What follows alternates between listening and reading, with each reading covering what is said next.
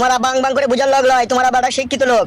বালে শিক্ষিত আমার আব্বা, বাল জানে পড়ালেখা জানে। বালে শিক্ষিত আমার আব্বা, বাল জানে পড়ালেখা জানে, ফাপড়ে চলে ও। এই সুবিধা বাচ্চা মার খাবি তো? ঠিকই তো বলছি আব্বা, তুমি মারা পড়ালেখা জানো, গান মারাইছো বার। এই সামনে মান সম্মান আমার হারিয়ে দিবে। তোর বালের মান সম্মান রে আব্বা, গান মারাইছে, বোনটা বিয়ে দিতে পারলি না, দুই শালা ভিখারির সাথে পালিয়ে গেল, তুই তো আবার মান সম্মান মারাইতেছিস নাকি? এই তো তুই কথা বলছিস কেন রে? আমি লেজ্জ কথা বলি মারা, আমি লেজ্জবাদী ছেলে। হ্যাঁ বাপ, শোনা মা, আমাদের কথা আমাদের মধ্যে থাকবে, তো তুই আবার লোকের সামনে বলছিস কেন? তার বাড়িতে দোষ, আব্বা দেখে শুনে আমার বোনের ভালো জায়গায় বিয়ে দিয়ে দিল না, ও হারাবাড়ির সাথে বিয়ে দিয়ে দিল। ভাই আমি বিয়ে দিলাম, তোর বোনকে তো লামিনেট করে বিয়ে করেছো, তো পালিয়ে গেলো। তালি পালিয়ে গেল, শালোর নামে তুমি কেস করো না থানাতে? দেখুন বোনটাকে জ্বালা যন্ত্রণা করছিস, তুমি ওকে বলছো নাকি? ও তো সম্পূর্ণ নির্দোষ। তুমি তো বাবা জানতে যে ছেলেটা আমার মেয়েকে নিয়ে পালিয়ে গেছি, সে শালা ভিখারি। তারপরেও তুমি ঘরে হাত পা গুটিয়ে বসেছিলে টাকা ভাঙার ভয়ে। দিয়ে আজকে বিটিটাকে তোমার জ্বালা যন্ত্রণা করছে, দিয়ে আজকে তুমি ওকে চিল্লাচিল্লি করছো। এখন আর চিল্লাচিল্লি করে কোনো লাভ হবে বলো? যা হবার তো হয়ে গেছে, যা করার তো করেই দিয়েছে। আরে বাবা, জমাই হলেই বাড়িতে একটু শাসন করতে হবে না? ও গুদমানি ভাই চুদি ভাইরে তো ভালো বংশের ছেলে নয়। ভালো বংশের ছেলে হলে কেউ এরকম করতে বল? ও শালাদের জন্মের ঠিক নাই। ও এরকম কথা বললো না ভাই।